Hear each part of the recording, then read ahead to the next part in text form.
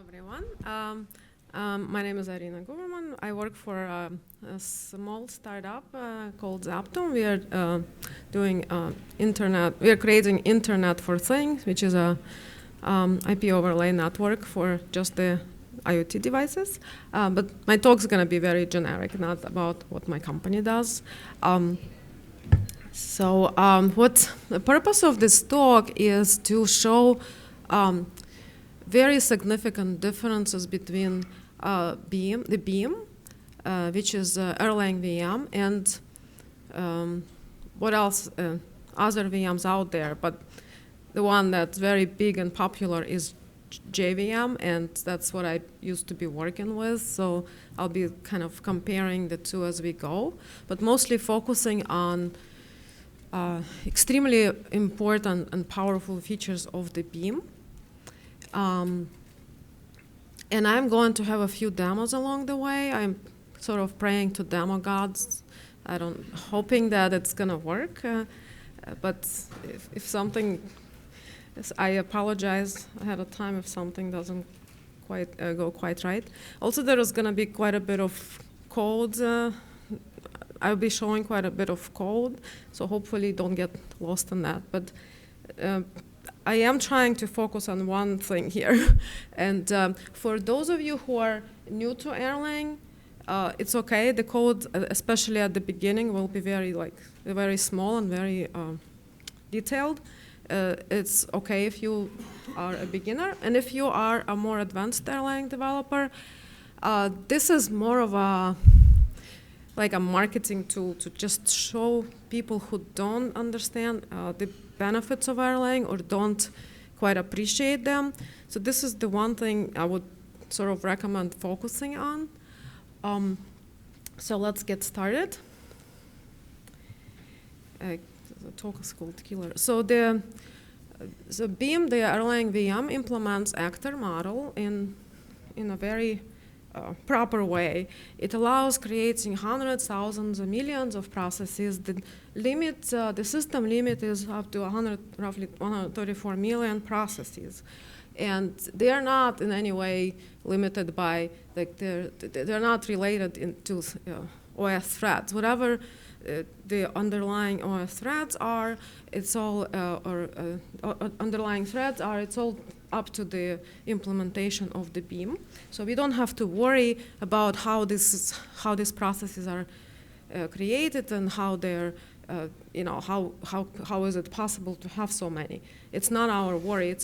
Erlang is a higher level language, and I call it process-oriented language because you could just, process is like the main building block. So they have share nothing semantics. They communicate through message passing. All the variables are immutable. Most of the people here know that, I'm sure, but that's, we'll move on. And so now, next, what I'll be doing is a really simple demo server. It's a hypothetical server. It could be a web server or just any server that accepts a lot of requests and very fast. So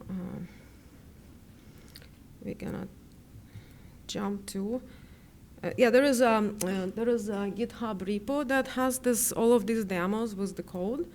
So if you don't quite follow me today, you could, but it piques your interest, you can always play with them. There are readmes and they compile and all that. So you can always follow up and take a look later.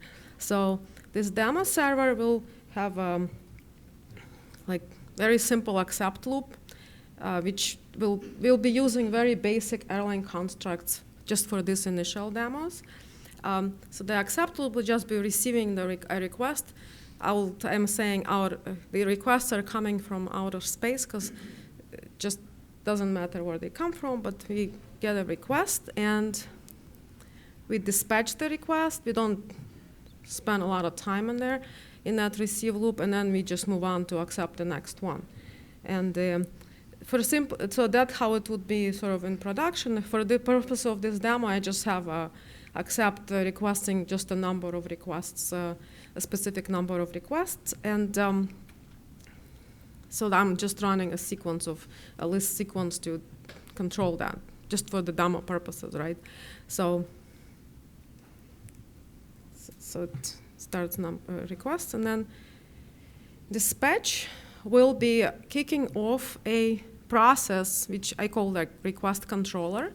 It's not quite the process yet that will be handling the request.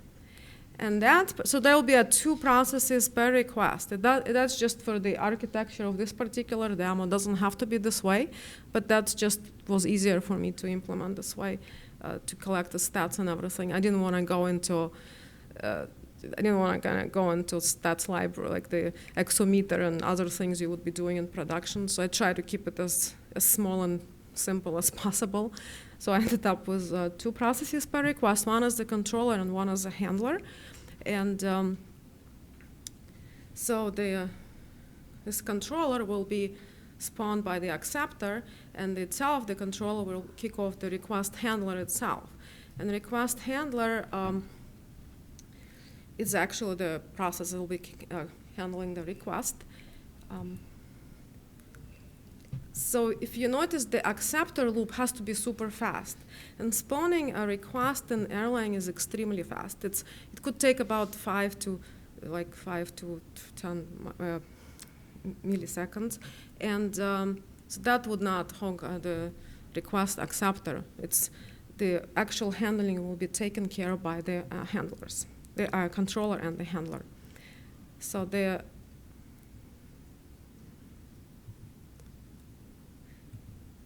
the controller will do one thing. It will measure the execution time of the handler, and then return the response back to acceptor, telling it that, yes, this guy is finished, and this is how long it took, so we can collect some statistics about what's going on. And so it also has a receive loop. So that receive loop will be waiting for the response from the handler, request handler, and once it's done, like I said, it will measure the execution time and send the response back to acceptor, so acceptor can account for this one request. Handler request is also it's a made-up thing here. It just does some busy work. So let's do this one real quick.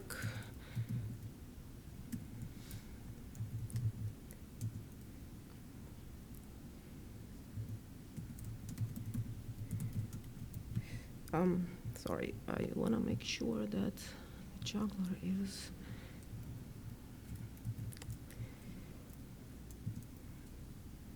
Oops.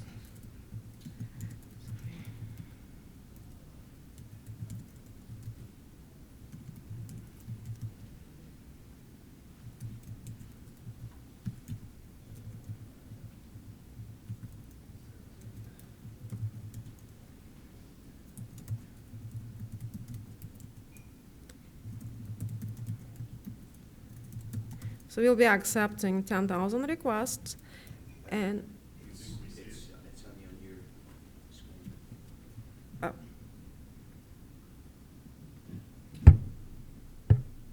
So it only shows the keynote, not the. I have a lot of back and forth. It's not just a keynote. I need to share the whole screen, right? Yeah. There you go. Okay.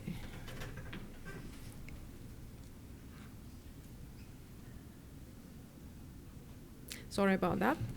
So I'll be running. I'll be sending 10,000. Simulate sending 10,000 requests to my acceptor, the acceptor loop. And basically, these are all the requests that are running simultaneously, all 10,000. They're finished pretty quick, even though there was quite a bit of busy work there. They did some 1,000 recursion, if you remember the code. So that's pretty cool. We can accept requests and spawn a process for every request, and they execute not all at the same time, but so the Erlang scheduler makes sure that they all get executed. Okay, so that's very simple. There's nothing much to it. What we are gonna do now, things are gonna get more interesting. We are gonna introduce a bug into our system. So every 10th request somehow results in an infinite loop. Something's wrong. Like we didn't quite get to test this particular scenario. Something went wrong. Like it's kind of obscure bug. It happens only every so often, but I'm obviously simulating it here. So now I'm gonna do this, that every 10th request happens to have this, is affected by this bug. And now we'll be running the same code with the bug.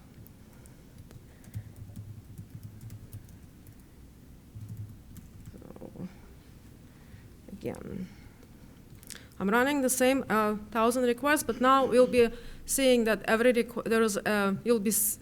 I'll have a display that infinite loop requests. You'll see them showing up.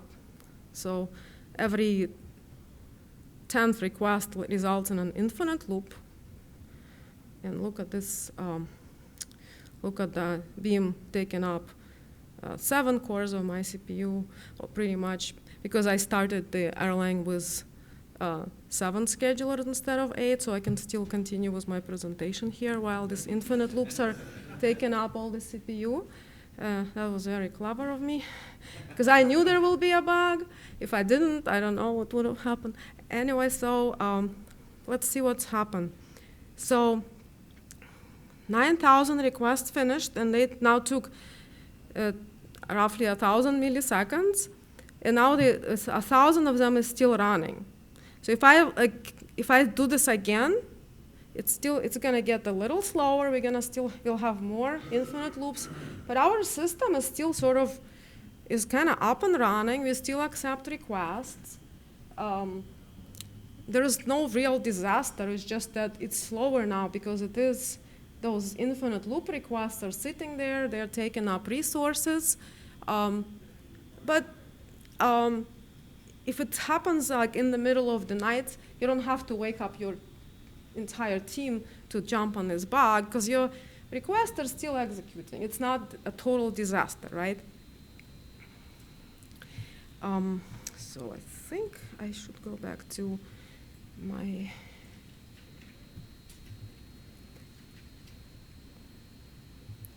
Yeah, so to introduce this bug, I basically just said, I simulated. So I said if requested, the 10th one introduce this infinite loop. An infinite loop is the recursive call that never finishes. That's what it was. So we'll talk a little bit about BEAM scheduler now that we saw this couple of demos. There are 2 types of schedulers. The cooperative schedulers, and there are preemptive schedulers. So cooperative schedulers are simpler and probably more performant than preemptive schedulers. Cooperative schedulers, they only switch to a different processor thread when the thread yields or finishes, and there is no context switching. They're much simpler.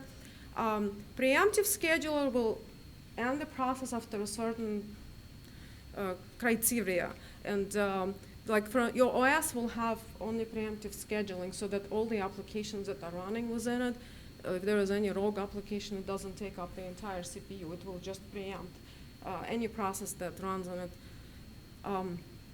So based on what we saw, but preemptive schedulers are they're a little more expensive and they're a little more complex, and there will be context switching, because if you chop a process off in in a place where its state is very rich, it will be a little expensive to restore that state and start off. But it definitely is a very reliable kind of thing, because nothing's gonna take up all of your system resources. So based on what we saw, is Erlang scheduler cooperative or preemptive? What do you guys think?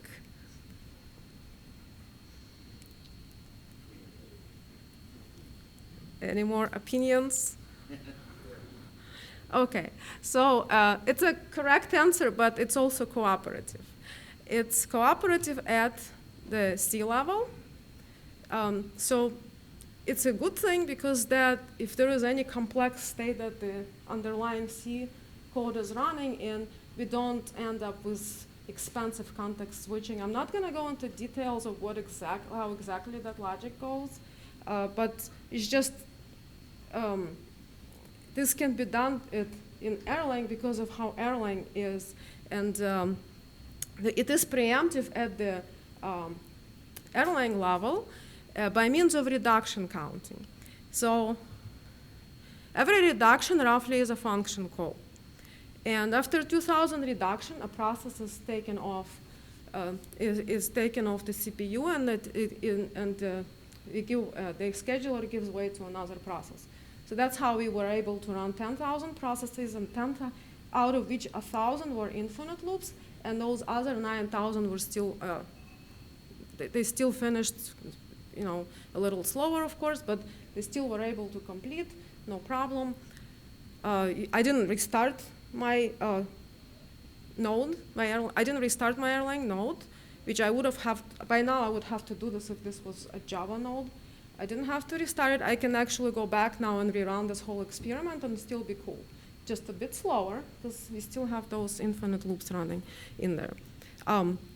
So reduction is a function call, and you would be like thinking, what if your function has an infinite loop? It is impossible in Erlang, because in Erlang, there is no for loop, and there is no while loop. And anything that's kind of like for loop or while loop, it always involves other function calls. Like if you're doing something like list sequence to sort of mimic for loop, that guy will be calling a function internally, so there's always going to be a function that will be accounted for.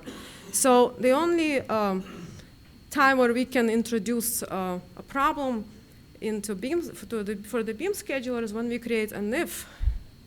If an if has a for loop in it that's infinite, now we have the same problem as we would have in C code. So that's where Erlang scheduler would be powerless. So you have to be very careful with how you implement those. But introducing an infinite loop at the function level in Erlang is impossible. So BEAM memory, we'll talk a little bit also about BEAM memory model. Every Erlang process is very small. It contains of the process control block, which is only 300 bytes. It's tiny. Like, for instance, the OS process control, like Linux OS process control block would be like 1024 bytes. Then we have heap and stack. They're all in the same address space, and to save on memory pointers, the stack starts from the top addresses and heap starts from the bottom addresses, and they grow towards each other, and once they meet, the garbage collection kicks off, and old heap the new heap gets allocated, and the initial default heap in the Erlang process is tiny. It's only 233 words. To sort of analyze a little further the memory allocation of Erlang process, we can use the hype bifs. They're pretty cool if you have hype enabled. So one interesting one is show PCB. If you want to look at the heap size,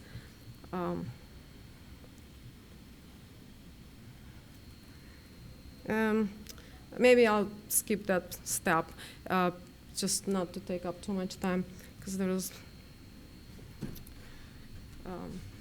I'm not sure if I have time for the rest, but basically, it will be 200. You will see it. It will be 230 words, 33 words that the heap is allocated to.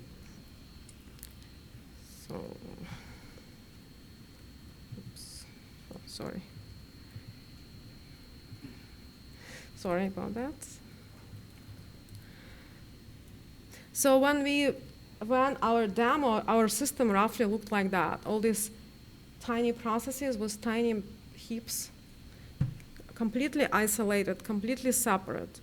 So that's a very important. We're going to get to why it's so important in just a little while. And that's compared to JVM. Every thread is pointing to a large shared heap. It does have certain like performance advantages, possibly, but that's it's more problems than advantages. Especially if you, let's say, if you're working on a large, like a web server, where every request is completely independent, it's really gonna using JVM. I think you're shooting yourself in the foot. And I'll show you in. First of all, you cannot, the two demos I just showed you, you cannot really do this in JVM because after about 1,000 requests, or a whole, like with that many infinite loops and 1,000 requests, your server is just going to be going down. It's not going to, you won't be able to continue with those requests like we just showed. This is only possible with the memory model that Erlang, the BEAM provides. It is not possible with this kind of memory model. But we'll be doing much cooler things than that was just the beginning. When you have a server and your server handles a request, think about why would you let those infinite loops running in your system? If your request did not complete in a certain amount of time, it doesn't matter if it's a financial application, maybe you allow it as much as 10 minutes, talk to databases, do a ton of expensive things, but there will be some reasonable timeout.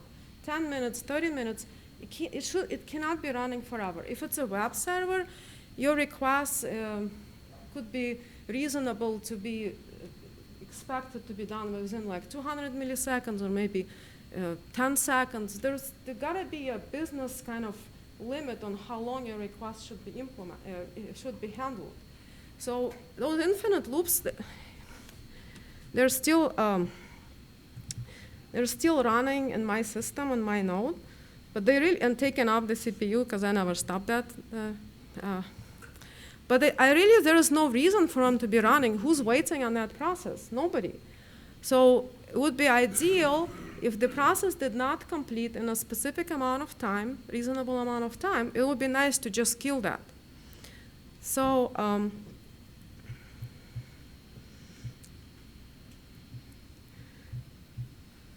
gonna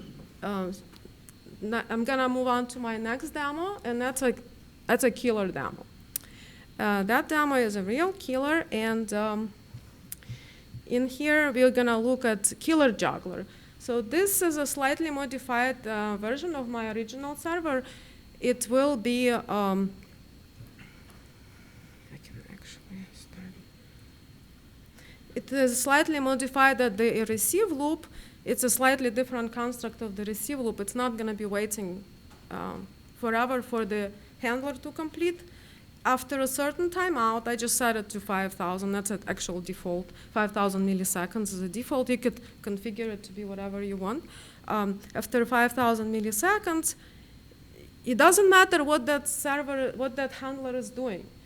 It's no longer relevant. It's taken up resources in my system, and nobody is waiting for this request to complete. It's no longer relevant. So what we do is just kill it with a simple Erlang call exit.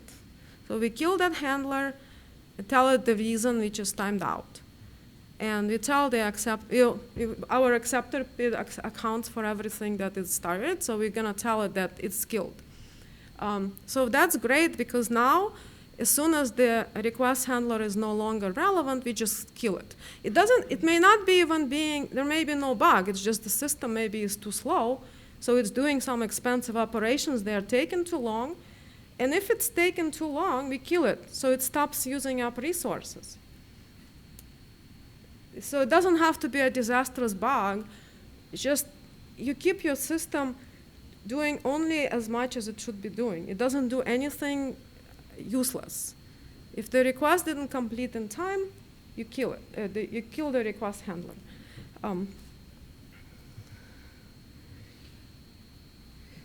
sorry, I cannot keep switching back and forth. So now we're going to look at our killer demo. I want to get rid of all the infinite loops and start clean. It's a much better server now. It will be running.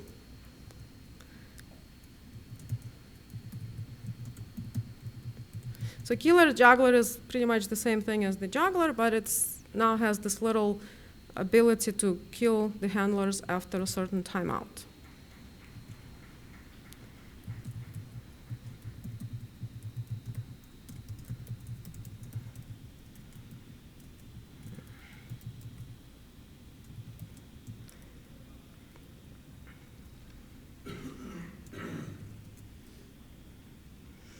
So what happens is that the processes that are not finishing up fast enough, they're starting to get killed. You see that little K.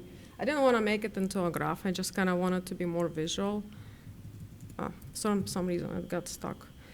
Anyway, so what happens here is that the processes that didn't complete in time, nothing's now my CPU is not taken up by those anymore. They were all killed as soon as they were timed out, as soon as they timed out. I have no idea what else I did there here. So this was I used very basic Erlang functionality to run the server. You would not be doing this kind of thing in production. In production, we would be, sorry, I have to skip a few slides.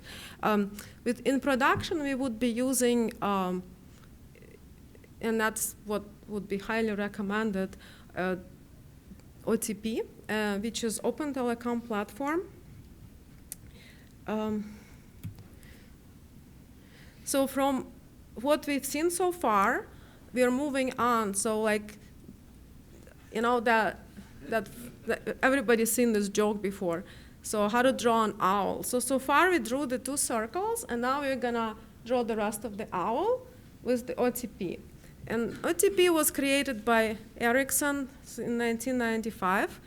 They put a lot of resources into creating these libraries.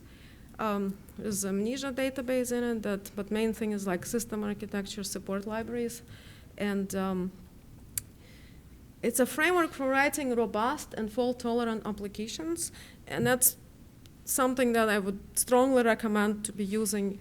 You would be using in your production systems.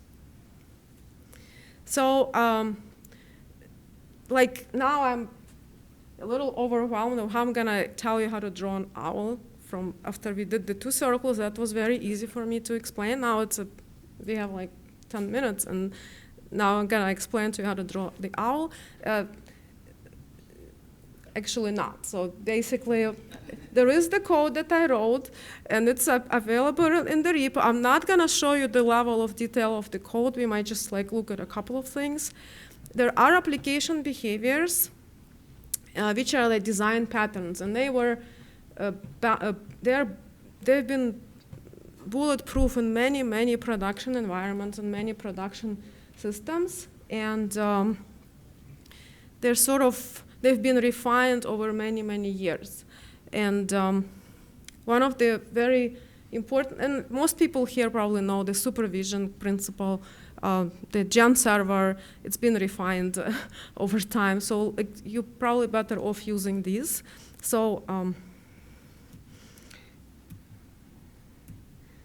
there is application, there is supervisor, there is Gen server, it's my favorite. I would use it above Gen FSM or Gen Statum. You could use Gen server for everything. Then there is Gen event. So drawing the rest of the DEM owl, I use rebar to generate this application. And we're not quite done yet. It's the keynote that's done. So I generated the OTP version of this juggler application. And that one is a bit more complex, and it's a bit more appropriate for production. And now bear with me, that's kind of a lot of code. So we generated this application with the rebar, as you saw. and then I had to finish. So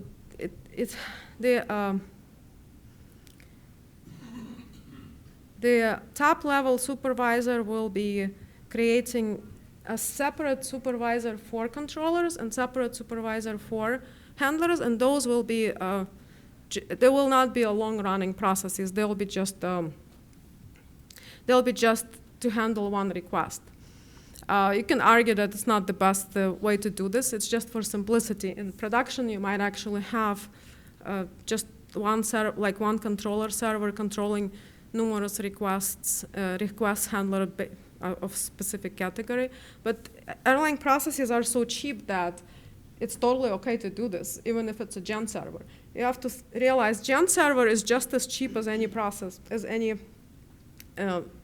those processes the spawn processes. Gen server sound like a server, but it is very cheap. So it's totally fine to replace those simple processes that I was showing you before with just the gen server. So there is a controller. There's a controller gen server, and there is a handler gen server. And the cool thing about those being a gen server is that I actually can talk to them, especially in production. There might be a reason why I want to be talking to them while they're doing their thing. So it may not be such a simple process as it is for this demo. So you actually can send requests to its mailbox. It may do something while it's handling the request. There might be a lot of different things. It might be talking to some remote services. The remote services can get back to it asynchronously. So using a gen server allows that. And what happens is that the controller will be, now I'm just basically showing you the code, and it's too much for one presentation to show, so feel free to look at the repo. But so the controller will be so the supervisors for controller and the handler are simple one-for-one, so their children can be created dynamically. So the controller is being, so acceptor, when it gets a request, it will spawn a controller, and the controller in turn will use handler supervisor to spawn a handler.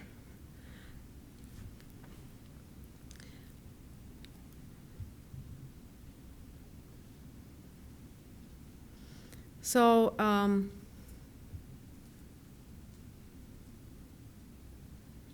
what the controller does, it will actually create the handler and then say a gen server call to the handler PID. So that's a blocking call. And it will give it a request timeout. So if the handler does not finish within the specified timeout, the controller will die. And that's basically that's basically the way the OTP gen server is implemented. If the gen server call does not finish within the specified timeout, which is configurable in this application, it will die. And when it terminates, I put here that it will also kill the handler. So that's a sort of a more production level way of doing things. So I guess I'll just do the demo right now with the OTP, because basically demonstrating this, all of this code is a little complicated. If anybody is interested, you could look at it later.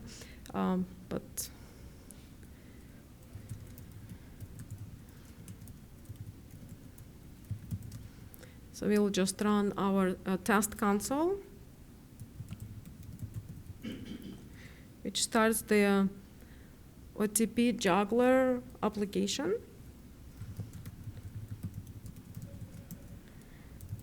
And we'll be testing like 1,000 requests. I do have the same problem as in this code as before. It will have infinite loop. Every 10th request will result in the handler bug that will cause infinite loop. Oops, what did I do?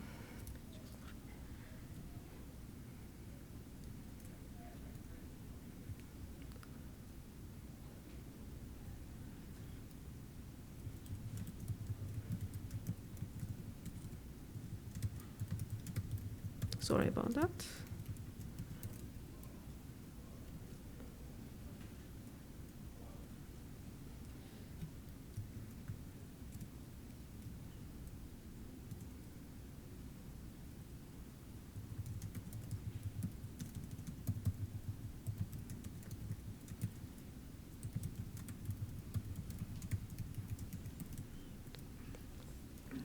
So what happens now is just, it's pretty much the same thing as we saw in demo 3, but it's now the OTP way.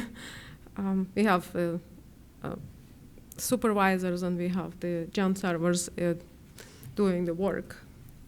So what happens here, you see all these crash reports.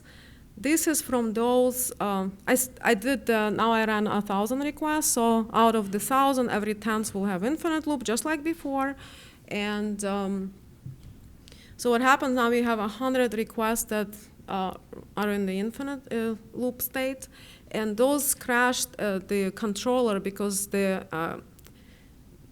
gen server call did not execute within the timeout, and it's set to like a small something 1,000. I set it to. So you'll see those crashing, and it's taken, and this will be taken the. It will be taken the handlers with it. So if you look at our CPU here, again, it's clean, nothing is running anymore. If we look at the statistics of what has been executed, and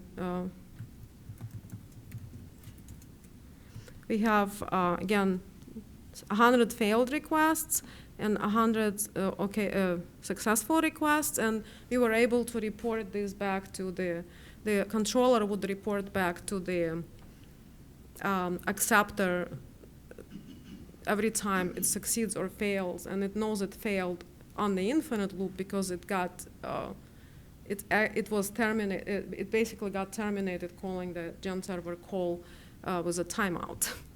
Hope it makes sense. So that's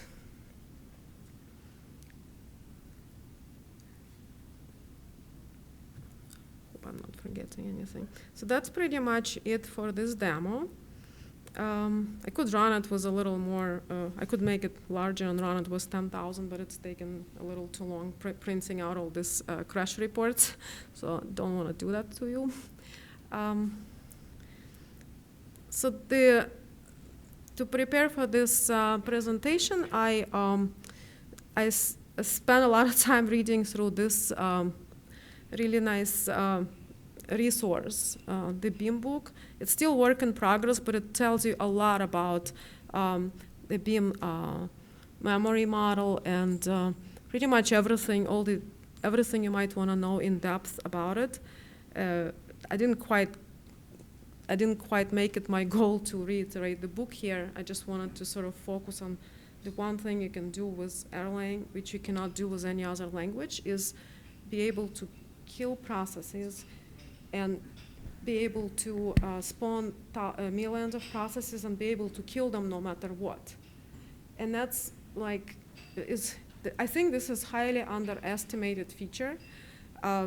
People think, if you talk to, a lot of times I talk to JVM people, they actually were quite surprised that this cannot be done. I challenged the JVM core team to do this, and they were a little surprised. They were like, I was quite surprised that people who are really knowledgeable on the JVM side, they actually don't realize this cannot be done. It's kind of funny. It's so fundamental, and that's why when you talk to people outside of Erlang community, trying to explain to them how Erlang is so amazing, they always find like, oh, you have pattern matching, but Scala Akka has pattern matching. You have this, oh, but blah, blah.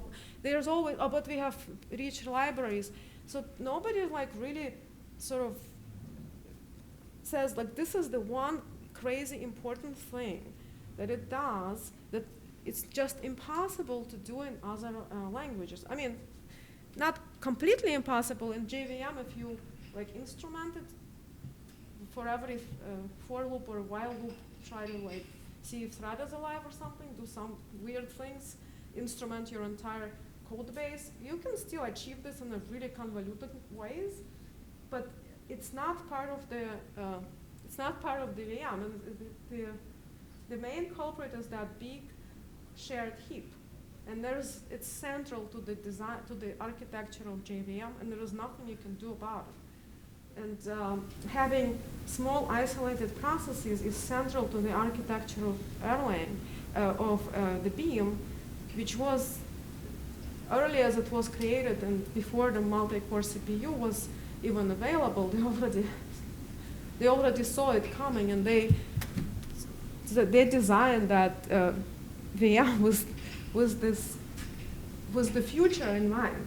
So this is extremely important point, even though maybe I keep talking about one thing here in this presentation. But this is what I think when people try to sell Erlang, that's why they sort of fail. They start showing all the good things. There's so many good things that people actually lose the one thing that's unique, important as hell, and not available, not possible in most other languages without, I mean, if it's a C, of course, Erlang written in C, you can re-implement that, but it's going to be extremely difficult. So hopefully that made sense. Guys, any questions? Yeah, any questions? Good time for one quick question. I've actually got one. So when you were talking about how the heap and the stack grow together and they're allocated an initial size, I guess it was something like 200 words or something? 233. 233 to start at. What's the most amount of memory that you've seen allocated on the stack? What's the biggest amount of memory you've seen per process? I don't think it ever gets to be super. I don't know exactly how big it can go. It can be big, right? Does anyone know what's the maximum there? So I've seen 32 gig stacks in live production, but that's on the 2 terabyte. It's not about. The first time it happened, but it's fixed now. I've seen huge stacks too, and the binaries don't get going. The stack gets big, and then the Erlang allocator tries to allocate basically double that amount of memory, and then it goes up. My personal record is just it's on the idea. Okay. All right. Thank you very much. Thank you.